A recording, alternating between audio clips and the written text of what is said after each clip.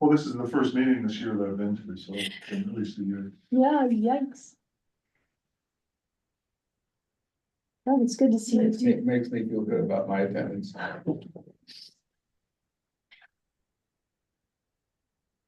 I know, this is perfect. You weren't able to make you were in Mexico with Leslie and Lance for the work group meeting, so now you get to basically the same presentation that you missed at the work group meeting. So is that?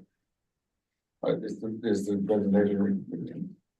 I'm glad to be here and experience it, but why is it twice? Why are we having it twice? Well, because we There's been present, more information since then.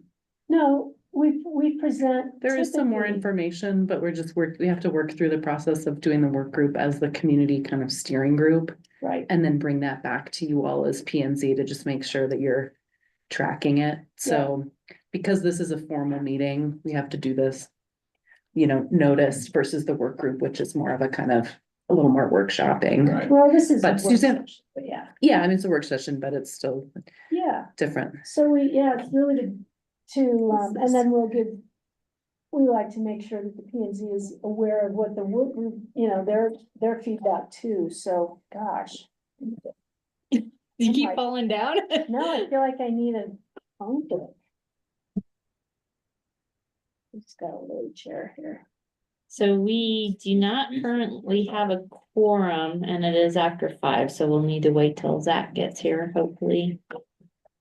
He is. It's, yeah.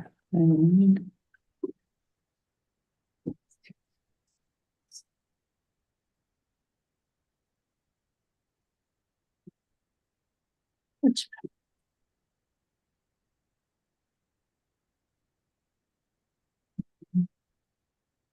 Is everything there? These are great. So we wait to pass.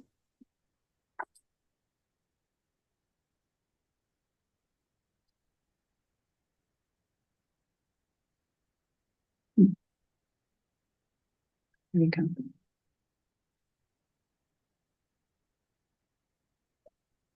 Bonnie, you'll be able to hear me. Oh, yeah. Howell's picking up. Okay, Yeah. good, thanks. Great. Let me just use the restroom for the waiting.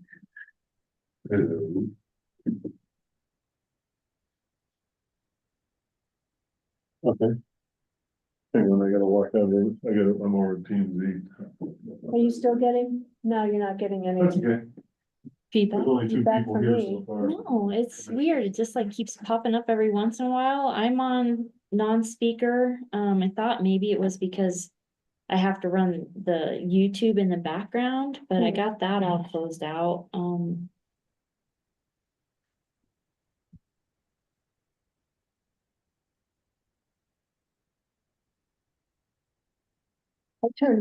Just in case, I turned my speaker off. on Yeah, my you're computer. fine. Yeah. I just turned it off, so. Since I'm not gonna be tuned into the meeting, I'll have to remember when I'm like, why can't I hear anything tomorrow? Oh, yeah, I turned my speaker off.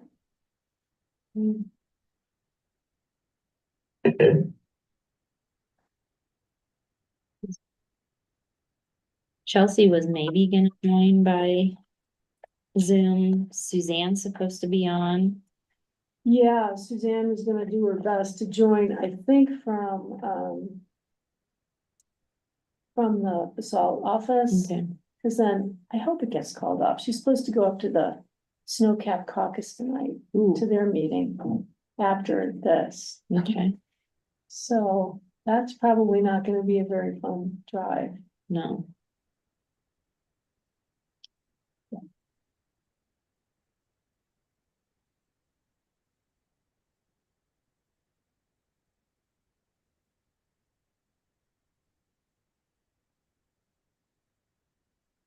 Everyone, I sent a message to Zach, so hopefully he. It is. Fine, you do not need to apologize.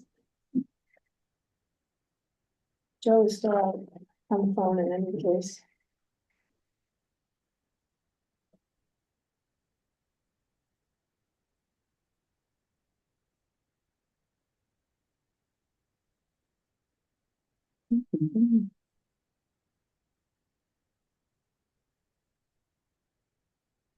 And just so you know, I took the minutes from last month's meeting off just because I didn't get confirmation from Jeanette that that's the way we're gonna proceed. Right, Oh, because she was kind of working on like, what's the Yeah. format and Yeah, how we're gonna do that. policy, yeah. Yeah, So I went ahead and took them off, so we didn't start one thing and then turn around and have to take it Sure. off, because we've been doing the audio forever, so I just want to be consistent before we yes, spring it on everybody. that makes sense. Yeah, that But- makes sense. Thank you for reviewing this when you did. oh, so easy. I mean, it was, yeah, there wasn't a lot there. Yeah, and she 'Cause said, yeah, yeah, she said that was fine, that Yeah. format's fine, it's just there's not a policy. Just to kind in of keep place, it so- simple of just like who was there and what was voted on and. Yeah, Yeah. Okay. Yeah. Yeah, that makes sense. And to try to have it be consistent between the different boards. Yeah. Makes a Mhm. lot of sense to just figure out what the yeah. plan is and just move that forward. then, Yeah, Yeah, actually, I wonder if Zach's in town, isn't he? Can't remember I where don't he's coming know. from. He may be coming from a work site. mm. But Hi, Suzanne. there she is. Hi, Bonnie. Hi, everybody. This is you. We don't have a quorum still, we're waiting on Zach to join, so. Suzanne, how was the drive? It's dumping here now. I hope the drive down Valley was uneventful. I was on the bus. It was fine. Good. Right. Good.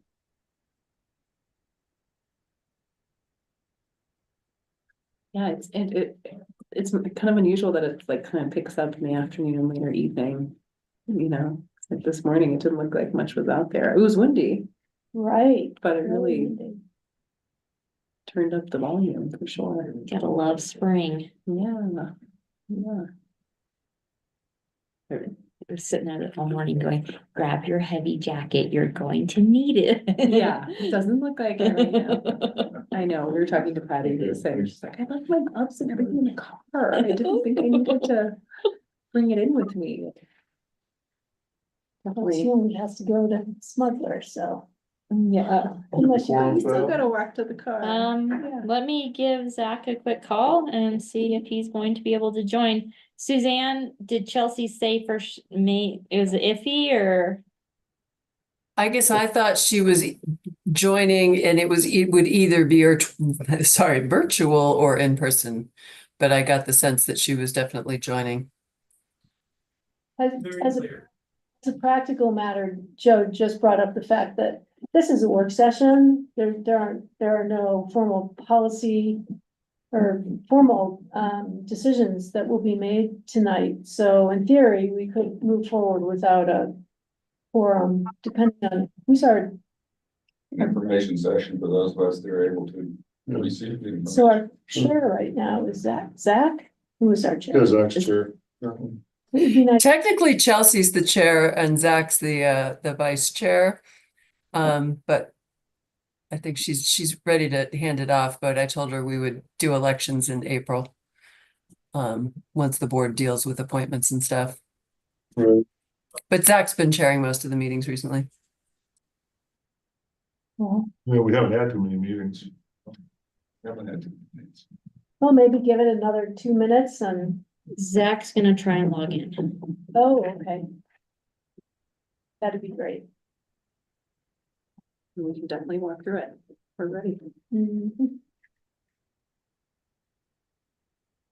So in the meantime, before we get rolling, does county regulate drones? Mhm. Of course, that's kind of out of the news now. I was thinking about this when all those drones were flying over, the East Coast or whatever. I've had a couple come up and fly by my office, of course, it's in the city. And I hover outside my window and then zip off or whatever. Suzanne, does the county regulate? Does the land use code regulate drones, or is that an FAA thing? We Oh, don't, yeah, there's nothing in the land use code. 300 feet.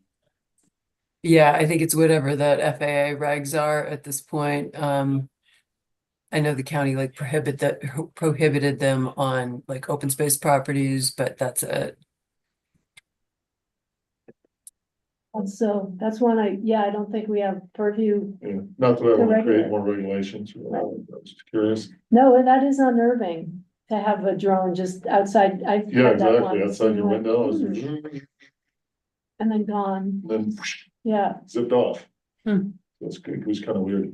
Then the other thing I was just gonna mention, I think, you know, somebody of the, you know, the county's familiar with it, but I. Went to the fire departments, you know, they're gonna do that prescribed burn hopefully this year. mhm, So I don't know if anybody heard about that. Yeah, it's kind of east of Starwood up on Red Mountain. But yeah, you know, the wildfire stuff, we'll see what the season's gonna look like, cause we're looking like maybe we're gonna, depending on whether we have kind of a dry spring. I mean, have another drought year. And, you know, we have all these approvals that we grant, you know, over the years. When somebody comes in for site plan and they're in a wildfire area. And it says, here's all the stuff you have to do, defensible space, blah, blah, blah, blah, blah.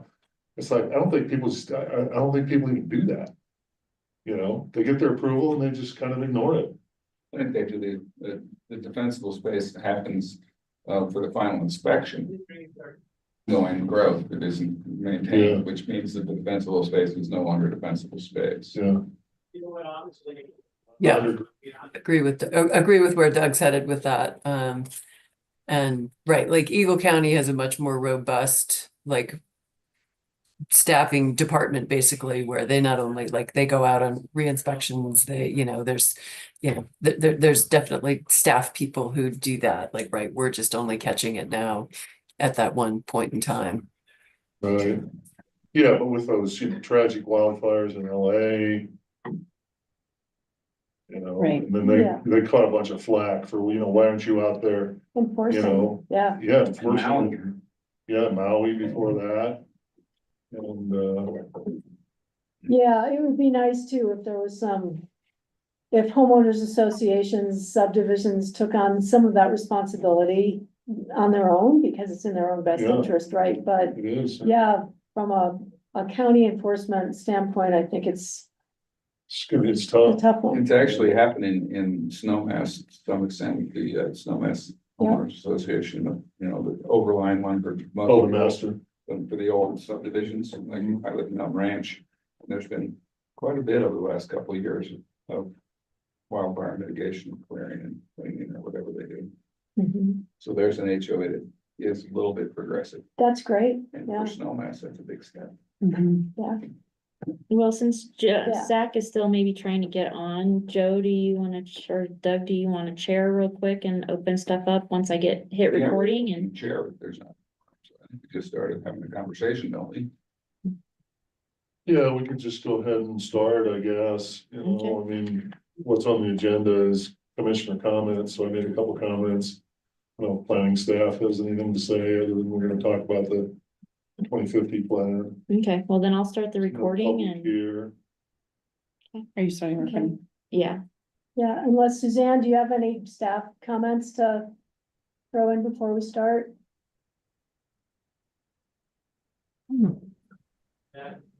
Oh, sorry. I was just trying to think, not sure I do. The BOCC finally approved Darling Farm last week, which was a delay on the applicant's part, why it took so long, but that's finally done. But I can't think of anything else to pass along right now.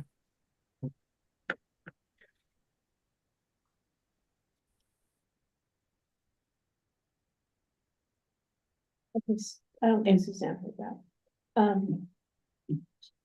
Suzanne, well.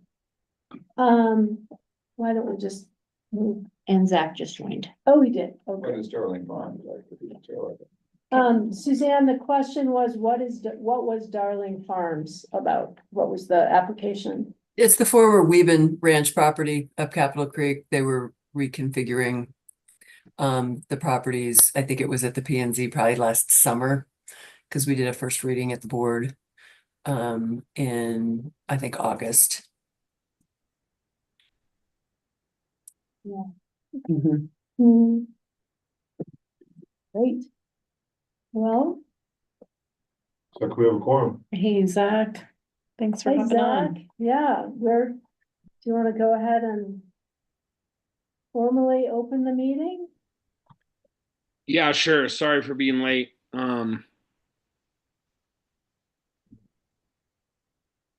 Yeah, we can begin March 18th, 2025, Pickens County Planning and Zoning.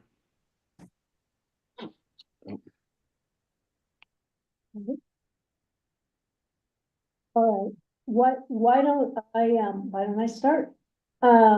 So thank you, everybody, for being here this evening. The topic is the comprehensive plan, the Pickens County Comprehensive Plan that is associated with the Pickens County Vision 2050 project. And we can start with the agenda, quickly. Yeah, move through the agenda. So we're gonna start with a brief review of the purpose and function of the comprehensive plan, what it is and is not, and how it relates to caucus area master plans, because there's been a lot of question around that topic over the months. So we'll briefly cover that and then walk through where we are in the process of updating the plan. But most of the discussion will be about some draft policies that we're gonna share with you. These are policies from each plan chapter, really with the intent of showing how the plan is structured and how inputs received to date have directed policy so far. So in terms of the timeline, it's been almost a year ago that we established an existing conditions chapter report. Basically, Or that we kicked that off. that we Right, we kicked that off. That was complete in August or September. kicked it off Yeah. a year ago. It was completed August, September. Mhm. Basically, it was intended to establish a baseline, some benchmarks, to define where we are today, really as a springboard for where we go from here moving forward. We spent the winter, and Hannah Hunt and I are gonna tag team here, so she may jump in, but we spent the summer then and fall and part of the winter working with the Vision 2050 work group and the PNZ, some subject matter experts, in laying the topic area groundwork and starting to refine the policy direction, really constantly checking in to make sure that we're on target in terms of reflecting community goals and policies. We also held a community workshop at the end of October, which was well attended. We've spent the winter, again, working with the work group and the PNZ in January, as we draft those policies, in each of the chapters in the comp plan. And we met with you in January to walk through goals and success measures, again, to make sure that we're on point with community goals and values.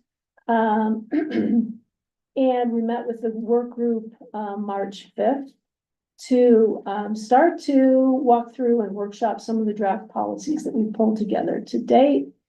We still have some work integrating intensity data that our consultants are pulling together. That data is going to help inform the policies to moving forward. And the intent is to bring a draft plan forward for review of summer, early fall, ultimately for adoption, hopefully in the fall. But we're going to be in the meantime working with internal referrals once we have a draft plan pulled together. We'll be doing some more community education and outreach. And we'll go back to the drawing board as needed to refine the policy to reflect that input. And then hopefully coming to a PNZ and the board for adoption late summer, early fall. And then we're anticipating a joint work session between the PNZ and the BOCC maybe in June sometime to touch base before we go into that formal adoption process. And I'll just add, and just to kind of put color on this, I know this is a slide that we've kind of shared along the way, just to kind of talk about the progress. In the larger Vision 2050 process, which is both doing the comp plan, which is the first step, and then as well setting us up for land use code changes and building and energy code changes. There has been work happening in parallel with the comp plan through our consultant team to review a lot of the recommendations from this, all the recommendations from the CGAC, but diving into specific recommendations to do analysis and kind of review in terms of the kind of efficacy or how those will move forward into land use and code. So just to kind of paint this is one piece of the workflows coming out of the Vision 2050, but there's a lot of other work that's also happening and moving forward. This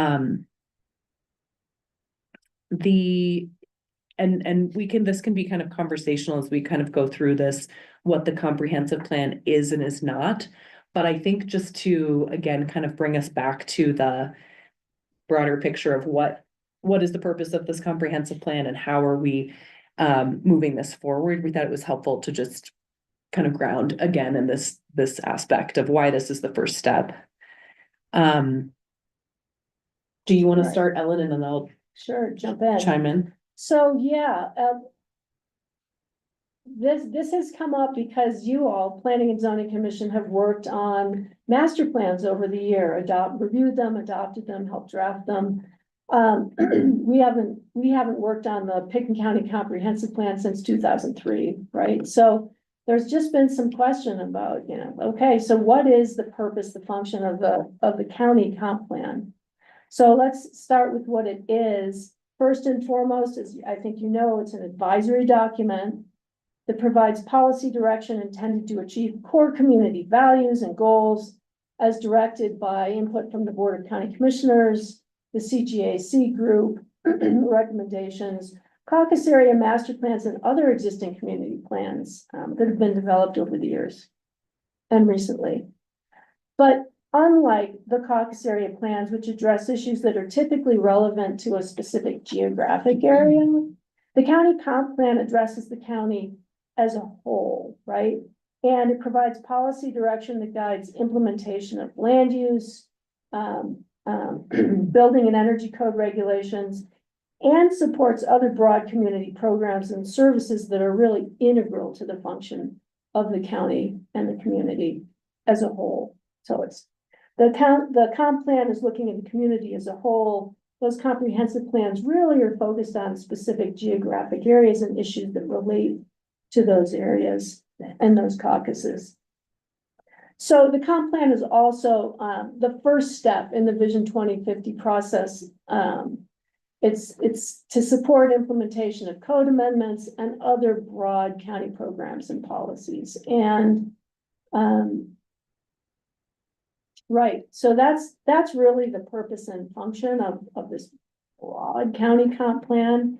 And then briefly in the next slide, we can talk about what the plan is not. Yeah, and maybe just to highlight something on here about caucus master plans, again, those specific to the Emma caucus or the Snowcap caucus or the Upper Frying Pan, those planning recommendations are supported in the context of consistency with the overarching county land use policies and community values, which has been the case for all of those plans that they always have language written in that says these are recommendations for this specific area in the context of broader community goals. So that came up and there was a lot of discussion at the meeting, the work group meeting, which is folks who are a part of the CGAC as well as caucus representatives, just trying to kind of understand that difference between how does the caucus master plan relate to the comp plan? So comp plan will be the overarching community-wide document, whereas those plans will be specific to their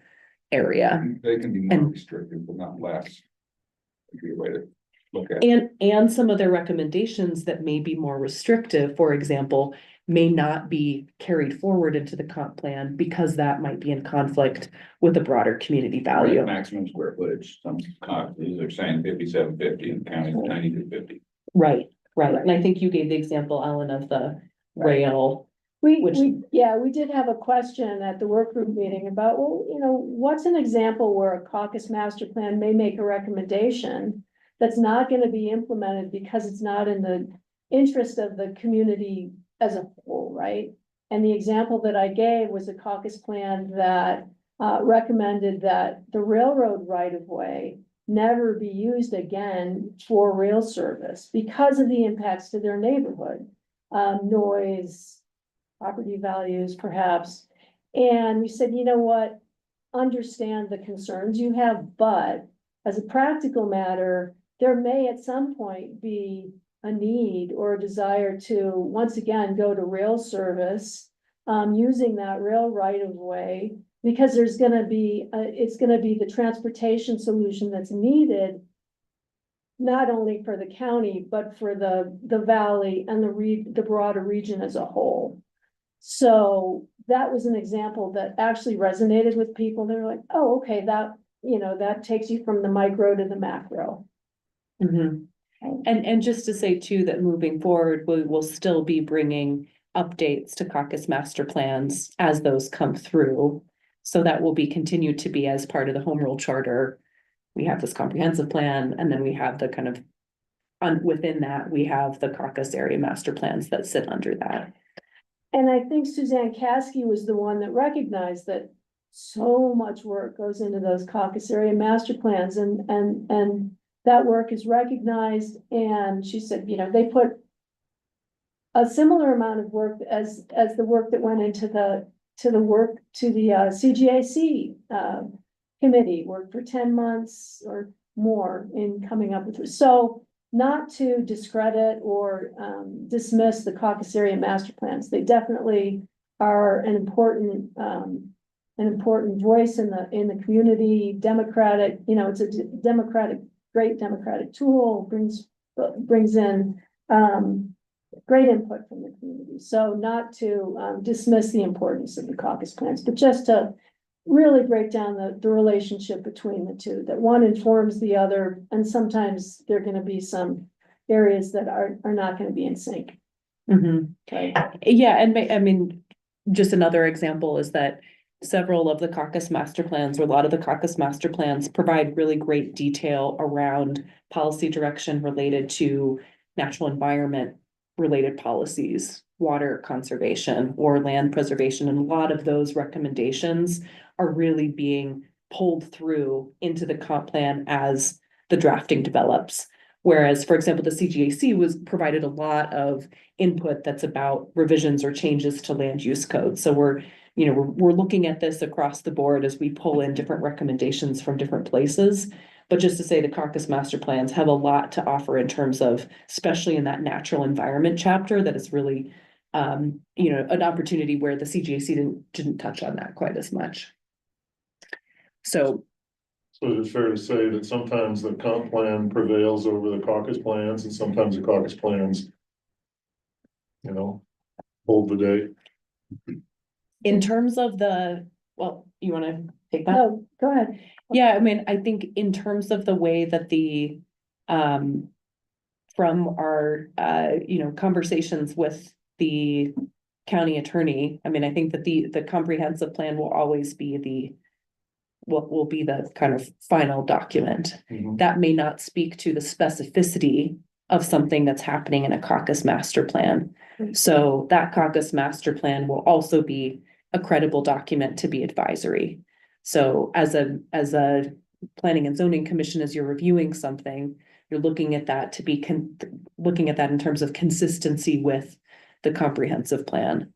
And where that community value might be in conflict, the comprehensive plan would be looking at that community-wide value. Yeah, like the classic one that I guess would be a good example is the frying pan limitation of 4,000 square feet versus the countywide, which is higher. Right, and especially in the case where something's actualized then in terms of a zoning overlay, right? That recommendation would be more restrictive in the case of the frying pan than it would be countywide. So yes, that would be an example where that. Zoning overlay is really law. Correct. As opposed to a comp plan, which is really a And little softer, I would say. It's making recommendations, but if those recommendations to be codified would need to move into land use code or into building or energy code. Yeah, exactly. And as you know, there have been caucus master plans that have made recommendations that the board has leaned into because they were recommendations that supported the direction they wanted to go. And house size caps was one of those areas. The caucuses said, we want smaller homes, and the board said the caucuses want smaller homes. And we're gonna go ahead and implement some overlay zones to reflect that caucus direction, which is also coincides with our policy direction, so. I guess we strive to try and have them somewhat consistent, if we can. I think it depends on the issue, you know, some places I think consistency is probably appropriate, in other places it may not be so relevant, but yeah, And it's notable that some of the caucus master plans make recommendations that are in conflict from each other. sure, So there's also the case where the caucuses, there are different issues that are important to Maroon Creek that are important to, the frying pan than to the WAMP. So there's kind of, or areas where a caucus master plan might be silent on an issue where it's something that's really important to another area. So that's where this document provides that kind of overarching policy direction.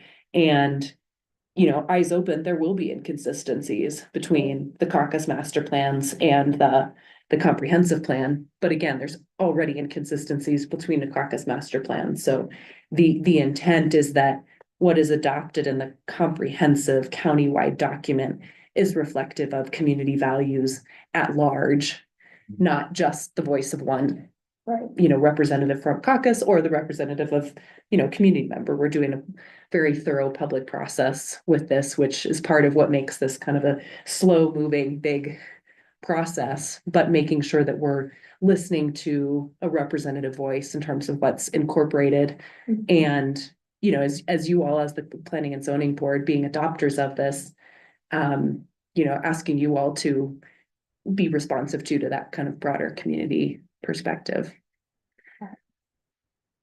so, the next slide, if any questions? Any more questions? Okay, so this slide is really Chelsea intended to jumped talk, sorry? I just see Chelsea jumped on. Oh, Great. hey, Chelsea, to talk about expectations here and what the comp plan is not. There's certain things that comp plans are mandated to do by the state legislature, as you know.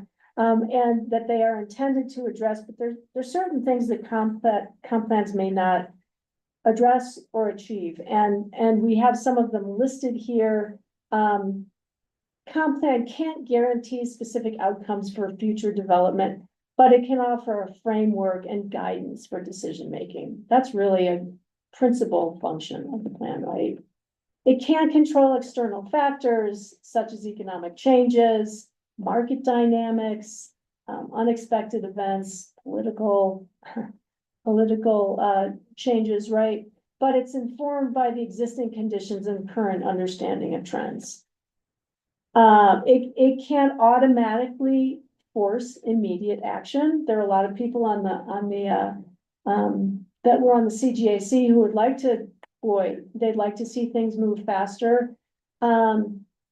But it can prioritize implementation actions. It's gonna be a guiding document for policies, and there will be, as you'll see in a few slides, an implementation section as well that's gonna really prioritize what needs to happen in what order, ideally. So it can't prevent unexpected circumstances or future policy changes, board changes. It can incorporate adaptive planning approaches and incorporate flexibility to anticipate future changes. And that's definitely a goal. And then it can ensure a resolution on all topic areas. And this is really coming back to the conversation about where there may be conflicts between plans. It may not incorporate policy recommendations from all caucus area master plans, but it can identify tension between various values and chart a direction forward to negotiate the priorities that are going to be informed by those caucus area plans, in addition to other broad community input and need, right? So again, just recognizing that it's it's not gonna ensure a resolution, but we'll be aware of the conflicting, the potential for conflicting direction and do our best to come up with the direction forward. And I'll just add, I think part of these going through what it is and is not as part of, kind of an expectation setting, so we're on the same page. But I think a big piece of this, just as I was mentioning, that we're moving forward with these other studies from the CGAC recommendations as those move into code. A lot of the recommendations coming out of the CGAC, as well as other land use and building code changes, are being implemented, if not right after the comp plan is adopted, but very soon after. Another example, just to share, and that we talked about during the work group meeting, is the recent energy code update that was already planned between the to move from the goal for the residential net zero by 2030. So Jeff Erickson was moving that forward anyway and incorporated aspects from the CGAC recommendation around the square footage tiering into that, because that was already a part of the recommendations coming from the CGAC.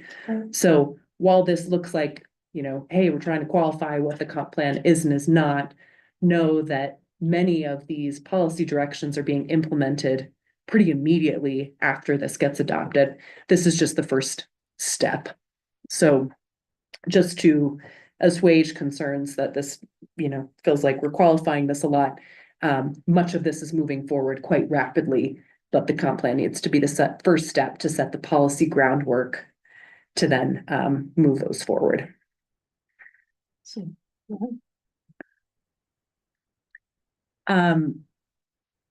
This slide just helps kind of describe the scope of what's included within the comp plan. I think we've shared this with you all before, but just again, helpful to kind of see this table of contents. So introduction, that tie back to the vision and values of Vision 2050, that bold climate action, balanced economy, rural preservation, equity and affordability. That existing conditions report that Ellen was speaking about, that was the work last summer, which really has that community profile, the data work on the demographics, and including the work on the engagement summary and that kind of community participation that's been happening along the way. And then the 4 next chapters are the 4 plan elements. So natural environment, built environment, community economic health, regional approach. And then within each of those, we have the goals, measures of success, and then the policy statements. And that on the right is just kind of a zoom out, just showing how that will be built out. So the structure is that intro comes first, goals and measures, policy areas, subsequent. And also just to kind of give you a sense of this, a first draft of this full plan is very close to completion now. What we're going to be looking at is just to kind of get you familiar with how that plan is structured and how those policies tie into this. But just to say, this is not this is like a very active document that is very close, but we are just wanting to, again, kind of bring this back to just let you know what's included. And then that implementation plan, those are those priority actions, that kind of 5, 10, 20 year, usually that's in the 5-year piece is what are those priority actions. Again, some of those will be implemented later this year, potentially kind of rolling right out of the comp plan process. So again, just to kind of share the framework of what you will be seeing.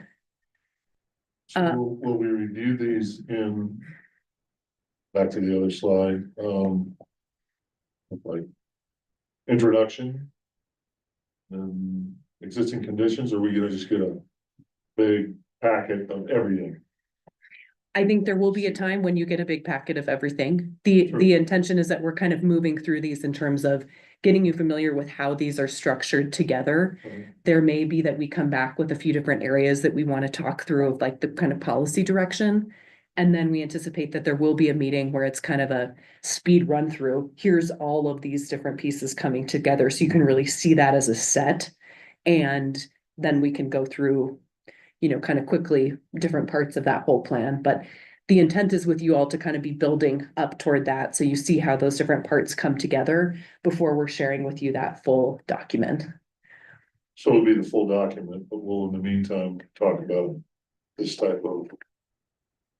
You know, topical discussion. Yeah, we'll go through some specific policies today to kind of look at that. Yeah. So speaking of some of those policies, so these are the 4 plan elements. Within each of these, there's 5 to 8 kind of policy areas. Then within each of these policy areas, there's a variety of different statements within that. The ones that are highlighted are areas where we will talk through some of those policy statements with you all today. But that full build out of all of these is something that we will share with you as a full set, you know, kind of forthcoming. But the work on drafting and developing all of the different policies within these areas is, as I said, very close to that first draft of all of these policies that we will continue to move forward. If you'd like me to kind of zoom in on anything in here specifically or kind of speak through that, I'm happy to.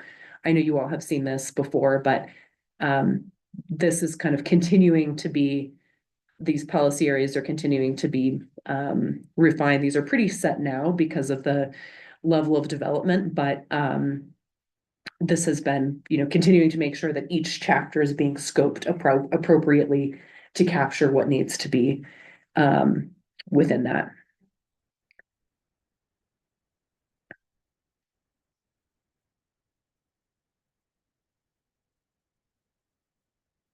So let me just move into, or Ellen, do you want to just kind Yeah. of speak through this? Briefly, just so you're aware, we did meet, as I said, with the Vision 2050 work group on March 5th.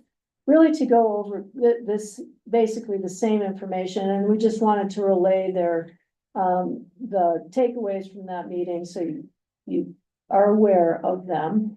Basically, there was confirmation that the draft policies presented, and they're the same policies you're gonna see today, successfully reflect core community values and the CGAC intent. So, yeah, that was good, positive input. And also, we spent a lot of time, just really focusing on, the role of the comprehensive plan as it relates to caucus plans. And I think, they walked away with a better understanding of how they will work together. That was the gist of it, unless I'm missing any. That was really the gist of what we covered in that meeting. Yeah, kind of high level. So the last time that we met with you all, we talked through some of the, for each of those chapters, you have a goal statement, then we have success measures.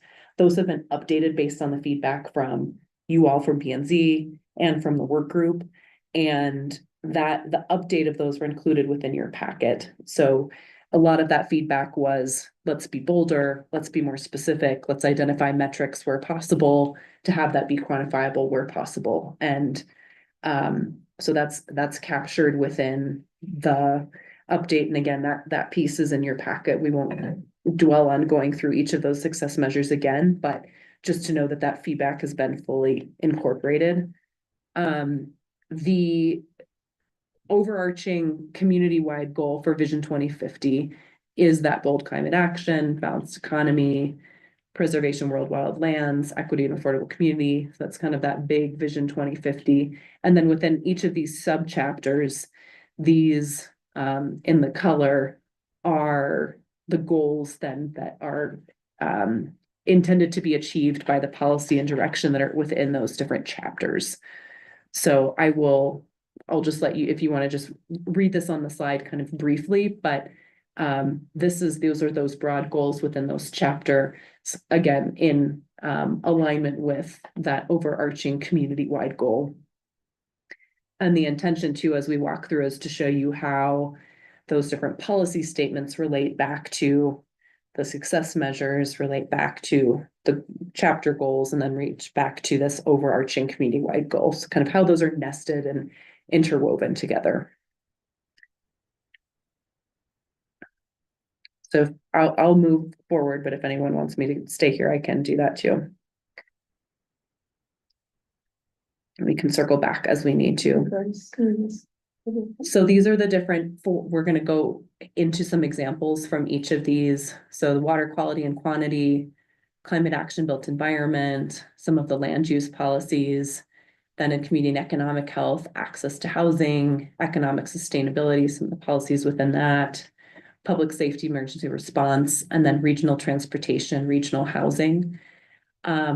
I will just note that on the water quality and quantity piece, we have been working with a consultant called Brendel Group, who is helping us in part direct or help us in some ways craft the review the policy statements here, but more so help us comply with a state requirement, which is to establish a water adequacy baseline within our county. So we're doing studies and we have an analysis that's looking at what's the water supply, understanding that from a groundwater standpoint, as well as service districts, what is our demand and potential future demand, and then what are the potential gaps in between there and what are our approaches to addressing that. So that's something also that will come forward, but is a kind of sub-study that's being done that will feed into as an appendix into the comp plan.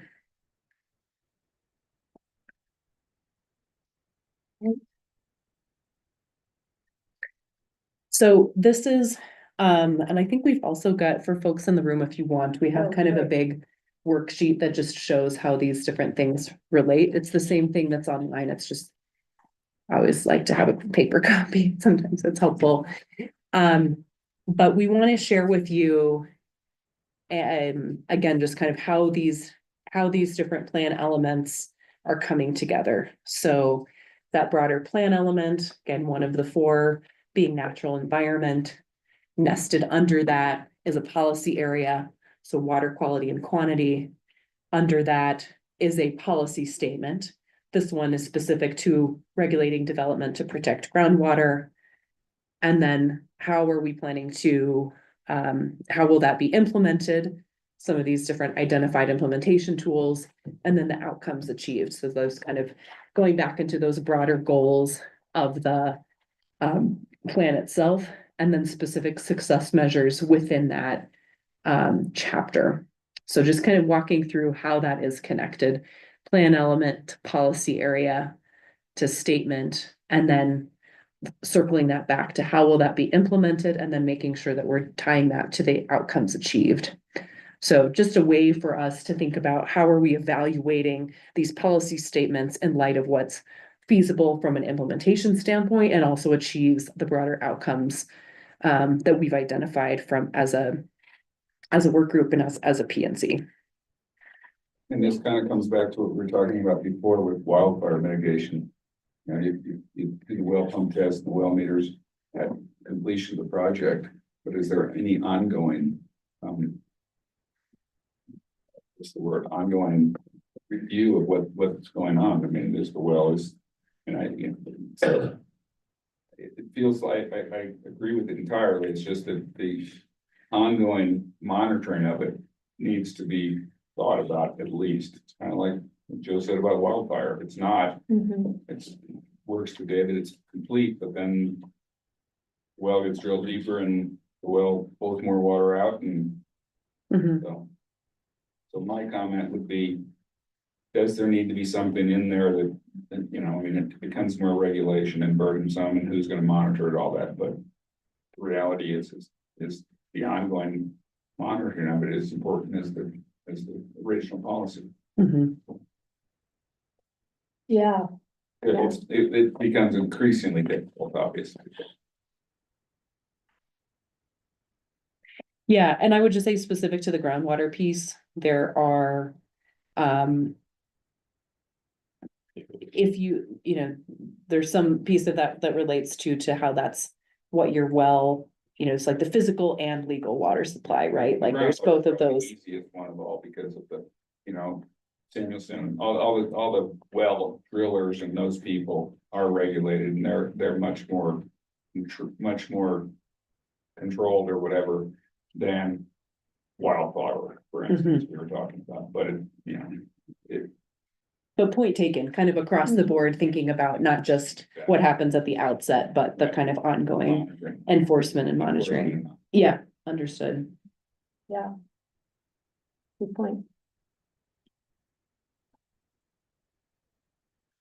Yeah, and also it's important to, these are guiding policy statements, and there'll be more detail as you move into land use code amendments relating specifically to water supply and monitoring, and so, but Yeah, and just to speak to this one specifically, so develop and deploy increased groundwater adequacy requirements for new development and redevelopment to assure renewable and sustainable physical water supply. This is coming out of and really tied to a lot of the recommendations that come from caucus master plans, as well as come from the kind of model code connecting water supply and land use. So again, that kind of connection of working with this team that I've shared with Brendel Group is looking at additional strategies that we have within our county control to regulate groundwater, which are there's a variety of more strategies than currently we have been doing, knowing that wells are ultimately the well permits are issued by the state, but a variety of other strategies that we have that the county can utilize to increase to protect that physical groundwater supply. So that's the kind of origin story of this policy statement, and how we continue to see this potentially being deployed through land use, specifically through land use code amendments. And this is an example of one that would be rolling kind of right after comp plan adoption into updates into the land use code. Right. So I guess just like, does that kind of make sense how these are being connected together? And just want to kind of again share with you all before we get into the full document, just understanding how these are related. So that and for us, accountability as we're working through this with so many different policies, that we are looking at this in terms of how does this policy statement get implemented? How does it become actionable through implementation? And then tying that back to those outcomes. so we've just selected a few policies to share with you here tonight. Clearly, you will be in the full package, you'll see a lot, but we just wanted to touch upon a few. And we can go to the next one. This one is under the built environment chapter or plan element. And the policy area is land use development standards. And this draft policy statement relates directly to CGAC recommendations around incentivizing smaller homes. Basically streamlining and prioritizing land use applications and building permit reviews to incentivize smaller homes in disturbance areas in order to reduce community impacts and traffic generation. So yeah, this one came directly from CGAC, and again, the implementation tool for this will be land use code amendments and building energy code amendments. The building energy code the energy code amendments are already underway, as Hannah Hunt alluded to a moment ago, but so there'll be more definition as to how this is implemented in the land use code amendment moving forward, but this is the policy direction that we wanted to move forward. And it again, tying it back to the outcomes achieved, this policy relates to rural preservation and bold climate action specifically. So again, this is one of many, not a lot of detail here, just general guiding direction. And unless we can move through these unless there, questions about this one, I'll just move to the next, unless you have comments to throw in here. Yeah, I would just say, specifically, this is looking at the square footage, related to some of that square footage tiering system recommendations that the CGAC had, as well as recognizing that several caucus areas, like we had spoken about, have overlays that put in place requirements for smaller maximum square footage than what the county allows. So variety of ways that this relates to both what's, kind of currently directed through the caucus master plans, as well as through the CGAC recommendations. Yeah, so this is a tiering element that might live in the land use code as well as the building code. But it's already being addressed in the energy code. Correct. Changes that were just recently adopted by the board. So the next slide is another policy that lives within the built environment chapter, again, under the land use development standards policy area. And this statement basically relates to energy, climate action, performance standards, incentive, and again, this comes from CGAC most directly, and climate action direction that's been provided by the board in recent years. Basically incentivize new and existing homes to transition to 100% electric and renewable energy, and apply strict requirements to limit exterior energy use and reduce consumption outside the building envelope. Again, some of this is moving forward in energy code amendments that have already been reviewed by the Board of County Commissioners and adopted. But there's more to be done. So more land use code amendments and building energy code amendments to implement this policy. And again, these outcomes, this relates back to rural preservation and bold climate action.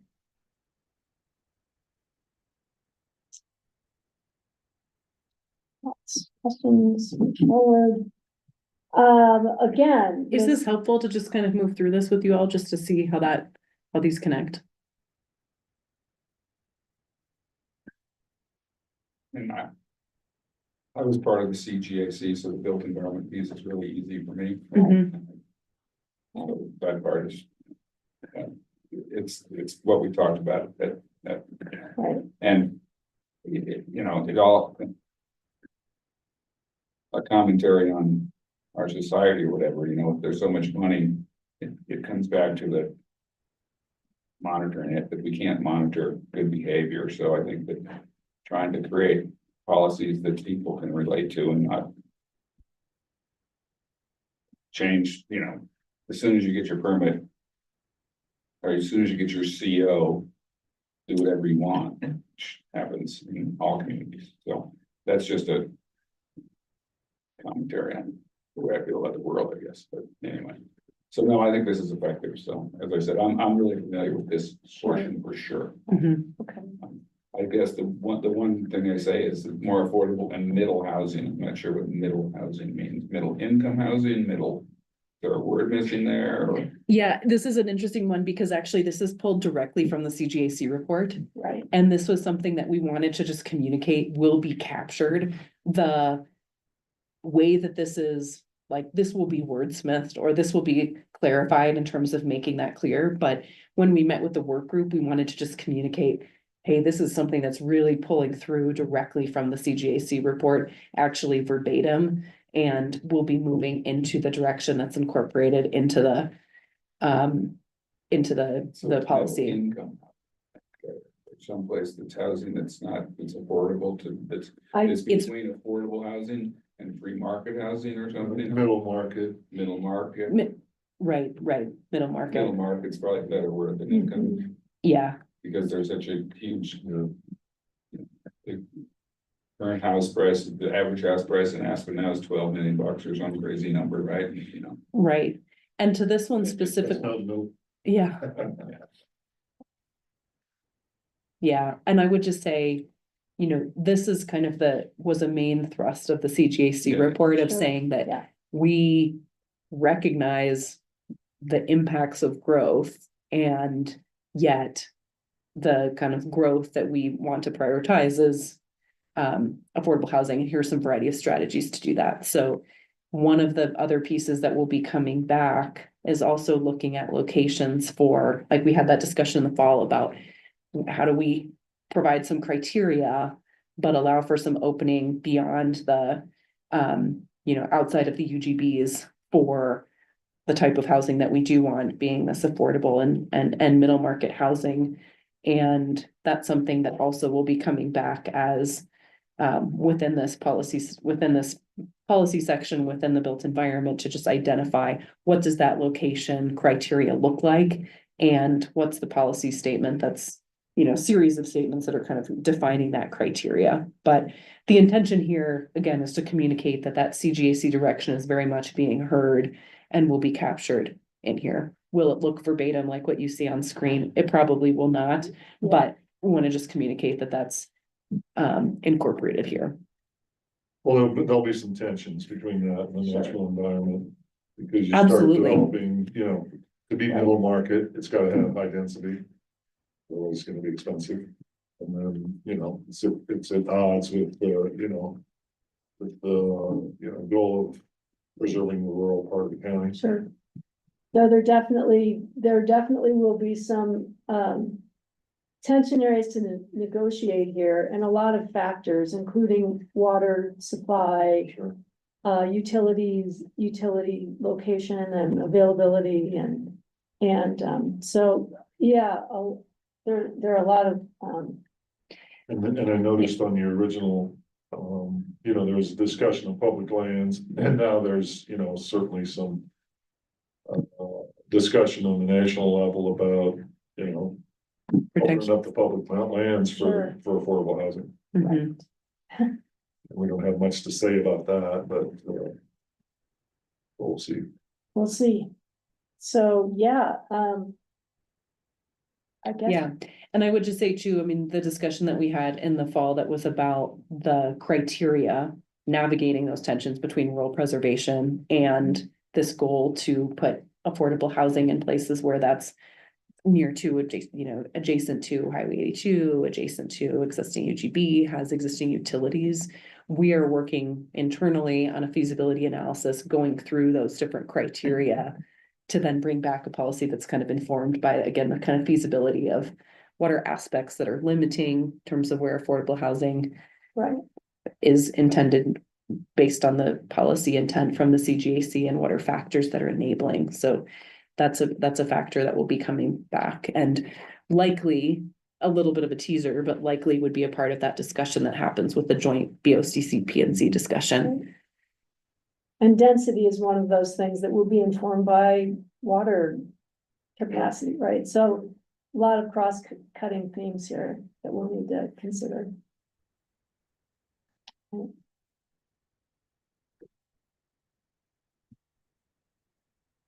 So one of the other plan elements is community and economic health, really recognizing that those are very intertwined.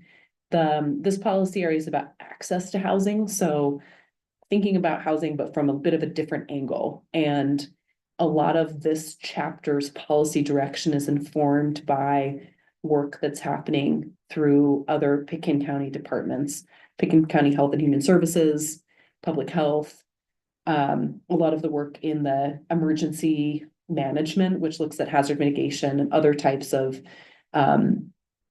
strategies to address risks and threats to our community, and housing stability is one of those. So this is identifying support and partner coordinated systemic approach to community housing, supporting community members in Pitkin County and obtaining and maintaining stable housing through direct services, robust partnerships, policy advocacy, and education. Part of this is funding from an implementation standpoint, and some of that was captured within that mill levy, which passed in the fall.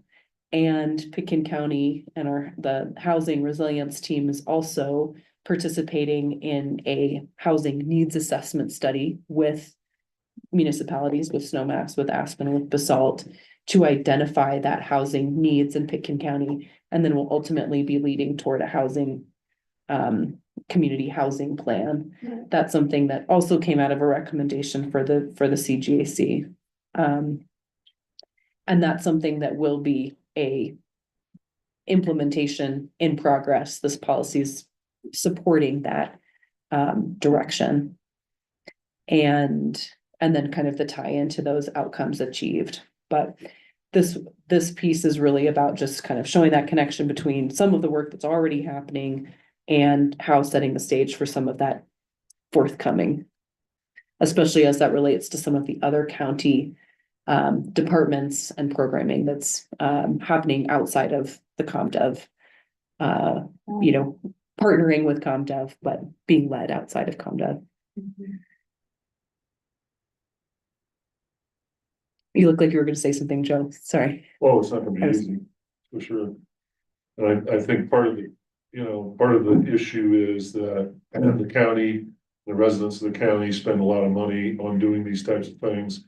Because it's driven by all the businesses in town and all the hotels that we're building and all the expansion of the airport, the more people we're pumping into town. So basically, we've got the county and the residents of the county essentially subsidizing, these, big time businesses that are in Aspen. Which is, seems like a bit of a disconnect. Not like the problem that's limited to Aspen, but yes. Yeah, But yeah, definitely not limited to Aspen, but still, it's kind of, what we have here, I don't know, I mean, it comes back down to, there's been a lot of whatever, there's been some, like, and he'll probably get into it when you talk about regional. But just in our region, right, between the municipalities and the county, Totally. and we've got Sure. kind of different goals, right? And, anyway, that's- It'll be a so I multifaceted was approach. wrinkling my forehead. Yeah. Yeah. Okay. For good reason. Yeah. Yeah, it was a crazy season. I'll say that.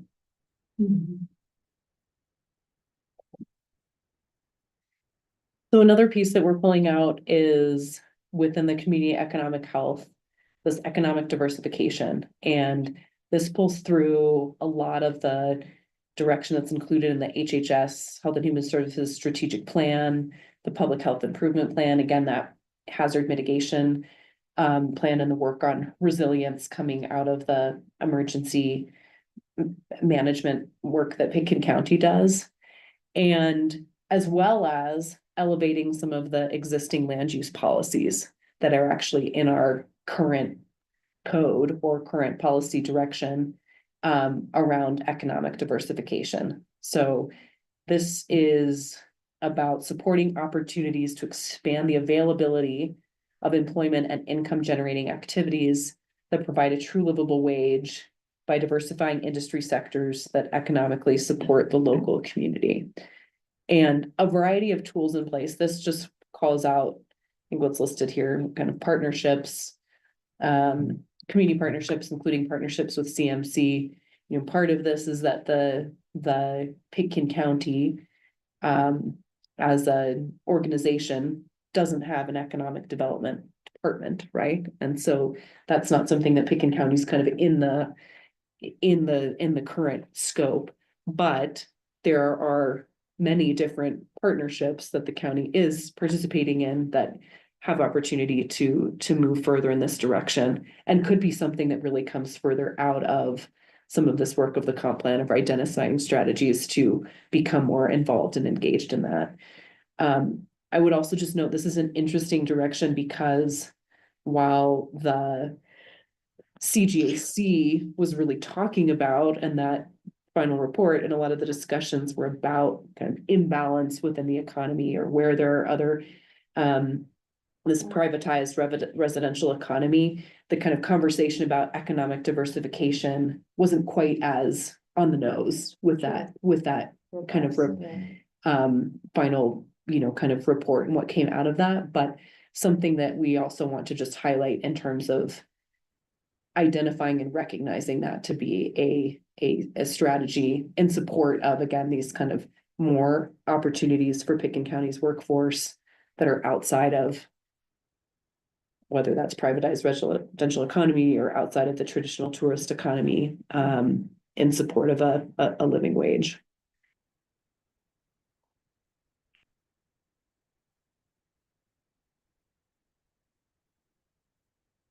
Any thoughts here? Livable wage is all about housing. Really. Totally. Cost of living That is goes- fully that driven by. goes- And that goes to the regional and the natural environment and the, where you're gonna build and, so. Mhm. Defining a livable wage is the.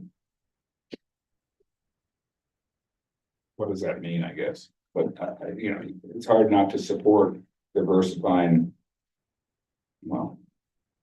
Actually, I guess I'd say I would not be that interested in diversifying industry. I don't think that Picken County is necessarily a great place for mining and a lot of other things that don't make sense in this, the economy is construction, which is all based on the mountains and the environment.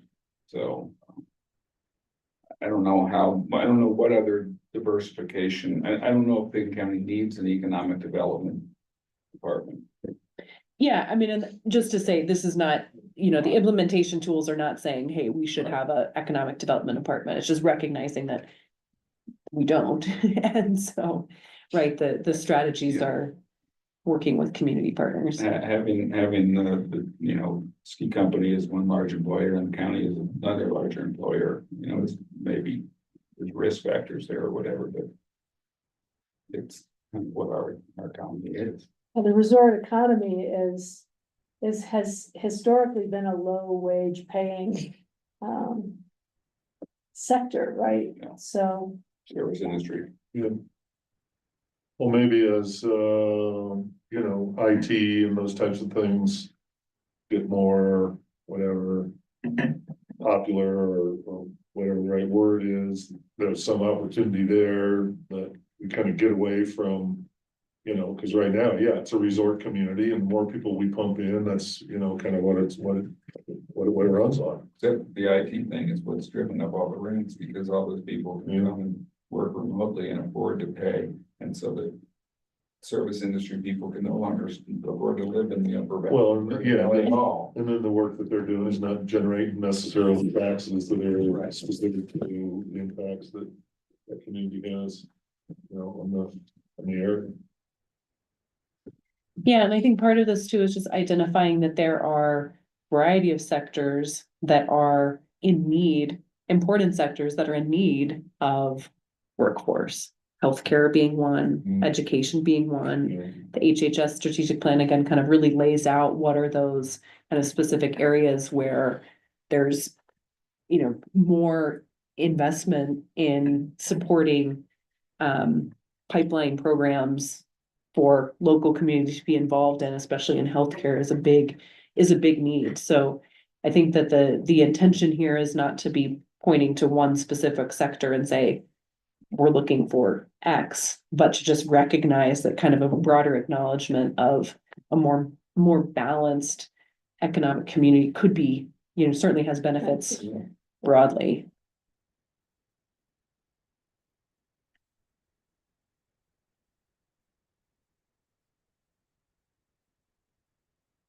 Well, that's almost as easy as the next one. right,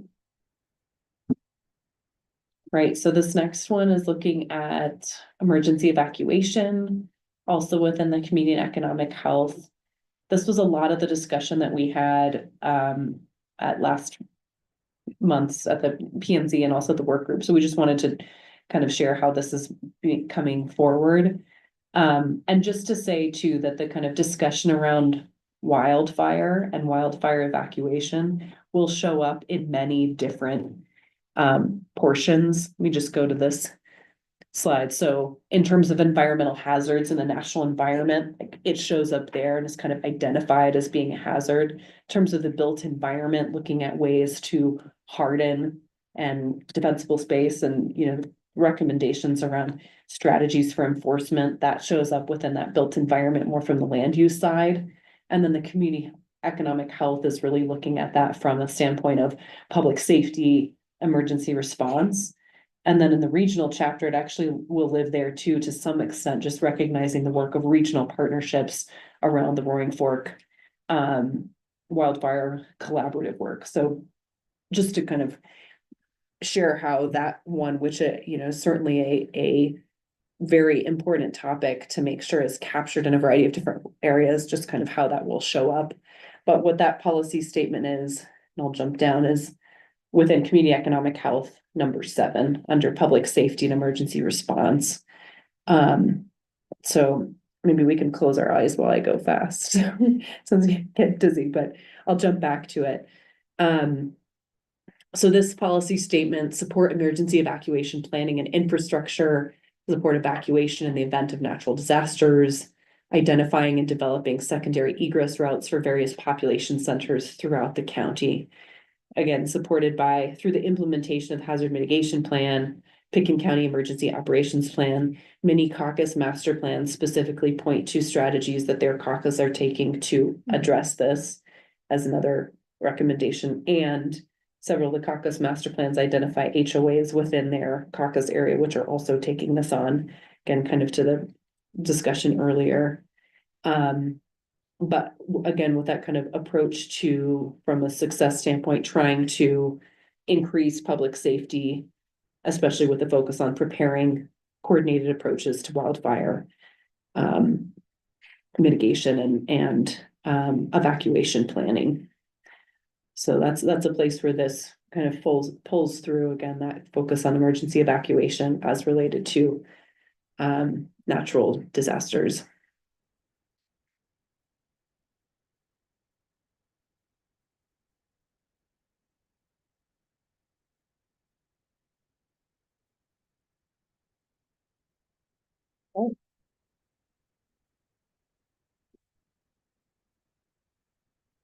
Thoughts, comments there?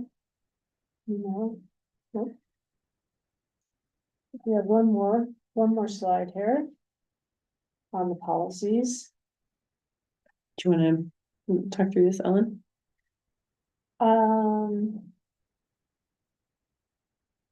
Yeah, sure. So this chapter is on regional approach and it covers a lot of different topics. But the policy area is regional priorities, and regional coordination is clearly critical to a lot of direction that the county seeks in the next 25 years. And so this statement basically says foster and strengthen regional partnerships in order to remove barriers to regional coordination and reconsider long-held norms in an effort to prioritize strategies to support transportation and community housing. Those are two areas where clearly regional coordination is going to be a benefit to the community region as a whole. And so this again just speaks to a success measure of consistent coordination between local and regional efforts to support transportation, affordability, climate action, and environmental protection. So clearly we need to be working across jurisdictional borders to achieve some of these regional goals around housing, transportation, climate, and the like. It seems like transportation and community housing would be easier lifts than some of those others based on my perceived policies of some of the others. But so I think that's important that you listed under the policy statement, housing and transportation. Those are as I say, those are ones I think it's easier to get agreement on. And I also think that the fact that the comment about long-held norms kind of identifies or acknowledges that perhaps different ends of the valley have different norms. Yeah, and that kind of phrasing actually is pulling from CGAC discussions pretty directly. Well, and we're also, you've got state considerations, because the state has changed their direction. On a lot of things, Mhm. you know, including, you know, at least we've got some exemptions so far. In terms of the resort communities, but you know, they're looking for more density, they're looking for more housing, they're looking for more development. Which is, in conflict with, you know, trying to, some of our goals to try and preserve the environment and so on. All the more reason to cooperate and coordinate locally, Regionally, yeah. right, regionally, within our local regions, Yeah. so. And I think the mountain towns were successful in, you know, resisting some of the legislation that's come out of, State House in the last year or so. But I think that pressure is going to continue. Mhm. Mhm.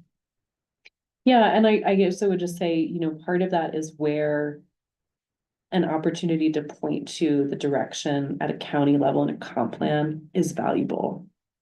And certainly there's ways that state can, you know, put different, you know, mandates in place, but being able to point to that direction and a comprehensive plan is a valuable place to go from a VOCC, from a PNC standpoint, to say this is what's important, how we're wanting to address this from a directional standpoint in our community.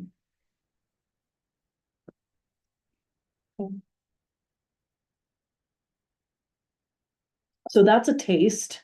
We, want to, again, this is kind of the intent is just to show you how this is coming together. And this is not intended to be comprehensive of all of the different policies, but it's helpful, I think, to just kind of share out how this is coming together. And as we move forward, there will be continuing to be, like we said, kind of more content for you all to review and more feedback that we're looking at as we're going through a lot of these sections as a set. But looking at this kind of broadly, again, the way that we are thinking about this is connecting these plan elements to those broader goals and then to those broader community values as a way to make sure that we're staying in sync between how that policy statement relates to that broader plan element and relates to those broader community goals, kind of how those nest and weave together. Which as we're, you know, continuing to bring this forward, I think is helpful just to recognize the connection between and make sure that you all are comfortable with the way that this is being thought through, both, you know, kind of scaling from big to small and then from small to big, kind of zooming in and out and thinking about then the implementation piece.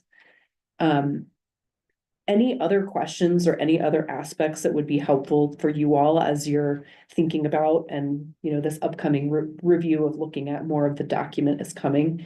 Anything that would be helpful to kind of equip you to look at that more full documents, or other questions that would be helpful to address now? Well, I think, that it would be good to take it in more bite-sized pieces. You know, I think this has been helpful, did it this way, but you know, to get a big, whatever, 200-page document at the end and try and think that we're gonna get through that, and, you know. So I think that's been, you know, we gotta applaud staff for all the work that you guys have done. This is very challenging work, I think, in terms of, you know, all the conflicting goals and, the challenges that, you know, that the county faces and, so anyway, you know, you've been a great job pulling this together from, you know, all the meetings from this CGAC and so on. But, you know, you hit a certain point, with anybody, right? Like when you're in school, you know, the average class is 50 minutes because people get burned out after 50 minutes. Right. So, you know, I think we want to take this in, you know, smaller chunks as we go through it. So that we don't end up, with just whatever, your eyes glaze over and, you're on page, whatever. 9,000 of the document and. There won't be a page 9,000. We'll make sure of that. Absolutely not, yeah. Understood, yeah, and I think that from a staff standpoint, we're trying to balance that with moving this forward, but also making sure that there's, full review. And so part of that, just in terms of the next, I think Ellen kind of shared broadly, but this kind of the steps on that right is making sure that you all have a level of comfort with this document, that we've done all of our internal vetting and our, partners vetting that needs to be done and referrals. And then that community education outreach, again, just to communicate out what's in this plan. And, understood, Joe, I mean, it's like, there's a lot in it. And so we want to make sure that from a community standpoint, again, presenting back out, here's what we've heard, here's how that's been synthesized, here are the priorities, and here's what's, kind of resulting on the other end, that's communicated in a way that's digestible. And Yeah. same to you all as And I well. don't mean by my comments that we want to slow things down because, this Yeah. has been a long effort and there's a long road ahead still.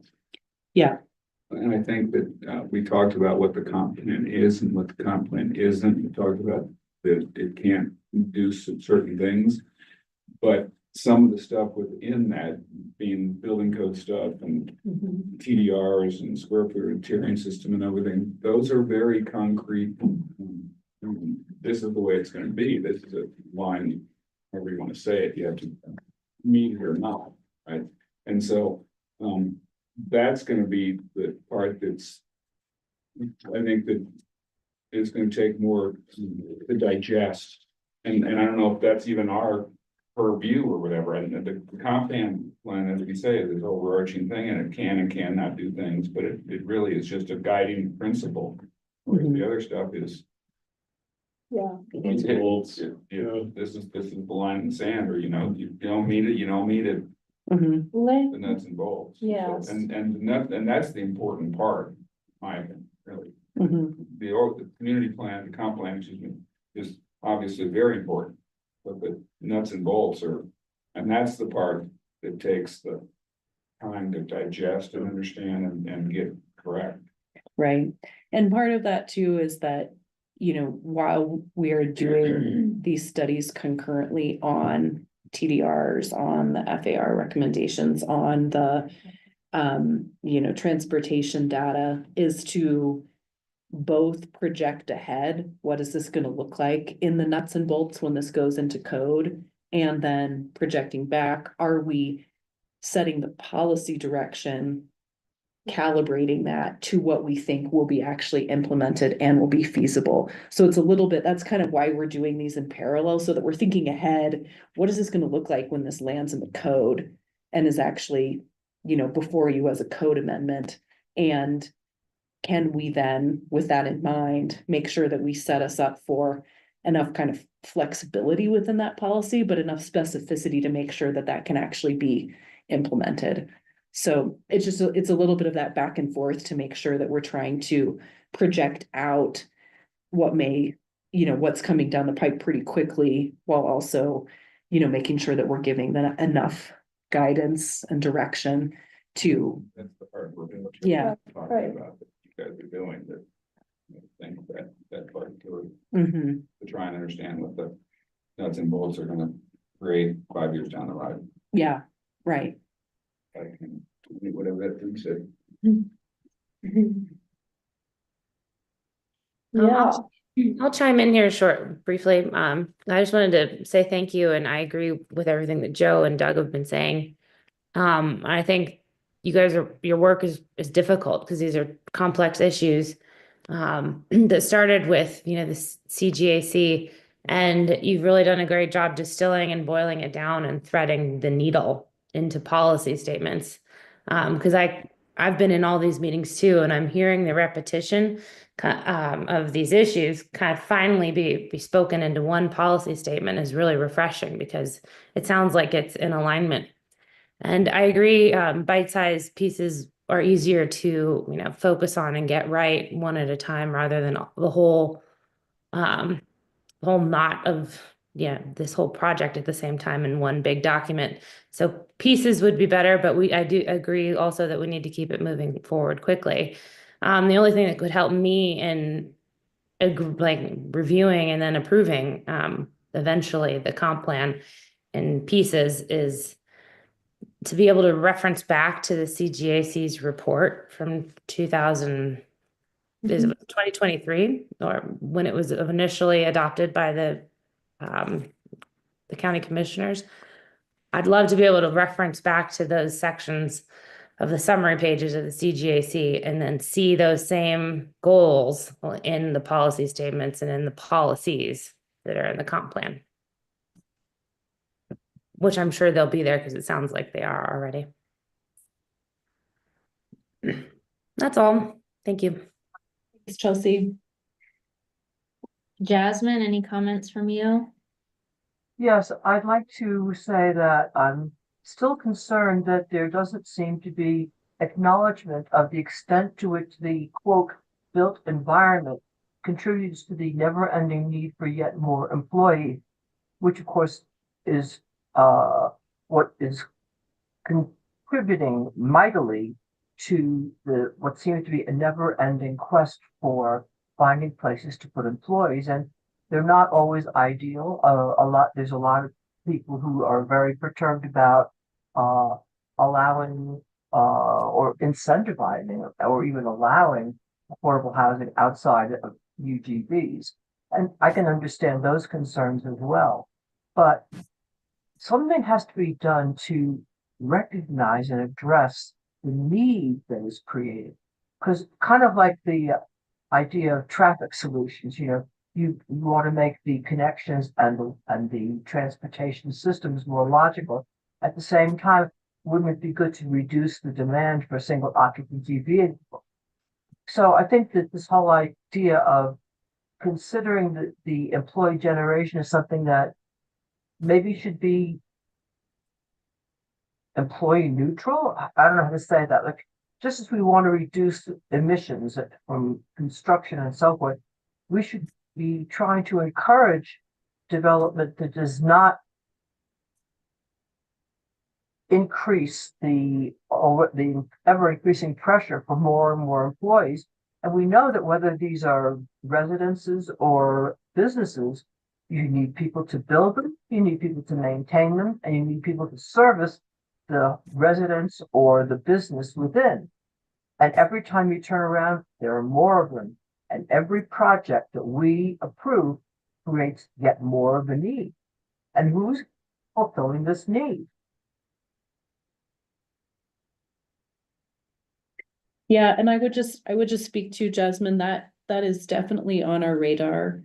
The slide that's up right now talks about intensity data, and part of that intensity data is that we are working through now is just kind of to what you're saying, the privatized residential economy, which was really identified as by the CGAC as a generator of a variety of different types of intensity, climate, transportation, traffic, and also economics and workforce. And so those three different threads we are doing analysis on and bringing that together in terms of how we're defining economic intensity related to the residential economy, related to employees generated.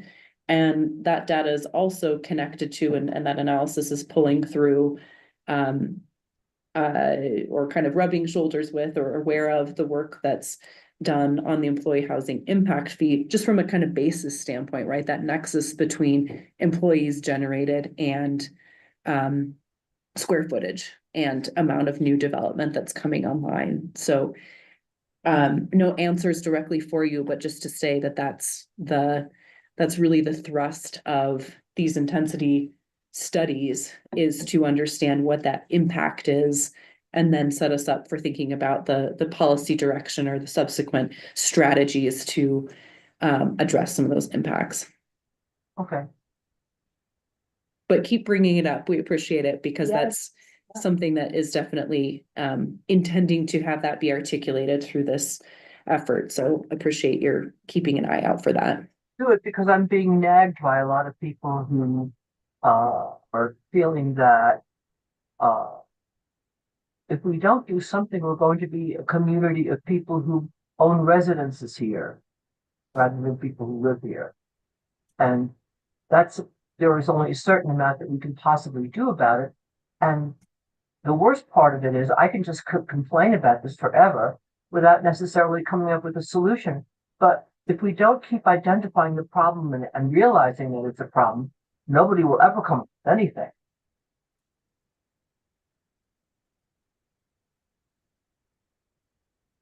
Yeah, that problem definition is critical for us to continue to define, to move forward with different solutions and identify what our kind of capacity is to impact that. But yeah, so appreciate your comment. Right. Yep. Thank you. Zach, any comments? No, I don't really have any comments right now. I'd just like to thank staff for all the hard work they've put into this, and I know that it's really tough to got a lot of big problems to solve, and it's tough to put that into language in this format. So I appreciate all the work they've put into it. Thanks, Zach. Second. So, yeah, we have this classic kind of, I don't know whether it's a negative feedback loop or a positive feedback loop. I think the positive doesn't mean it's good. But what we have is we have greater ski areas, greater restaurants, greater amenities, which then drives the need for more housing, more people come here. And, you know, it's kind of the classic problem that we've always had here. You know, the nicer we make it, the more attractive it becomes. The more attractive it becomes, the more people come, the more problems we have. So I don't know what the real answer is. But the other thing I was gonna say, I assume with the regional, there's, you know, gonna be some integration with Aspen in terms of, you know, because obviously Aspen is the big magnet that, you know, other than ski areas that draws the, you know, populations that we get. Mhm. And so I think that, you know, they're part of the problem and they need to be part of the solution.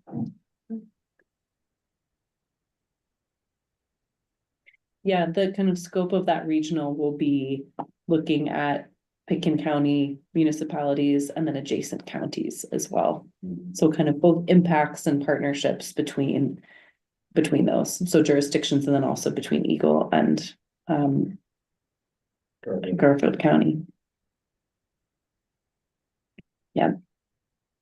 And there's some actually aspects kind of beyond that too. I mean, there's certainly some partnerships that are related to work that's at the state or some regional work that's, you know, more kind of western slope or so there is some that's kind of beyond that, but really the kind of focal point in a lot of the partnerships really are, with and connected to City of Aspen, with and connected to their other municipalities and others that are in the valley. How the counties are laid out in the valley. I mean, it would have been nicer if we had one county for the Roaring Fork Valley. Wouldn't that be a good outcome of this? We've got Eagle, right? that, you know, Yeah. Portland comes in there and, you know, anybody who's been in the Mid Valley lately sees, you know, these last Right. phases of tree farms going in and it's, you know, it's, you have to see the traffic from that and, Yeah.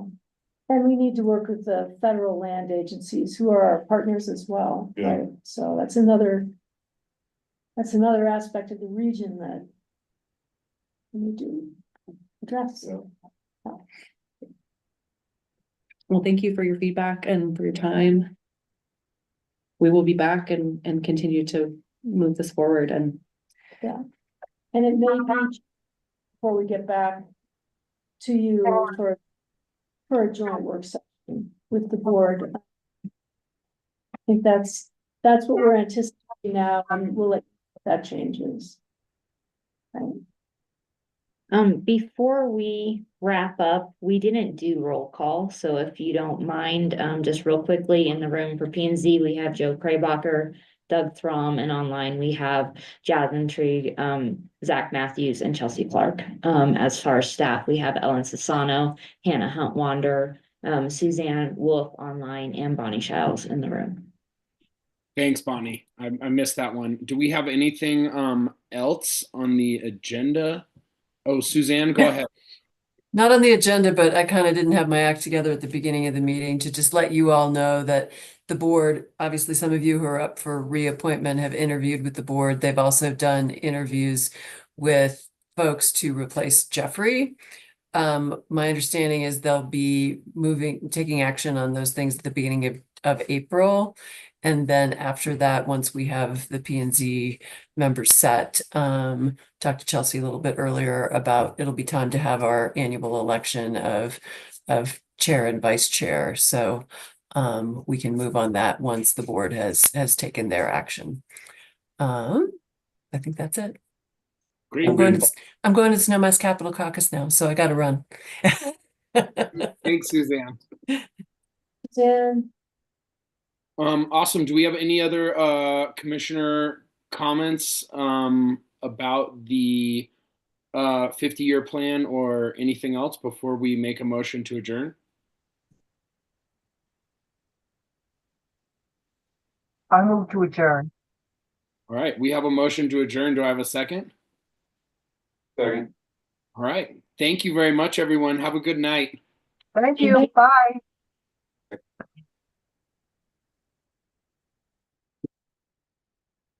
How are we gonna replace Jeffrey? That's not a skill set that I have, so.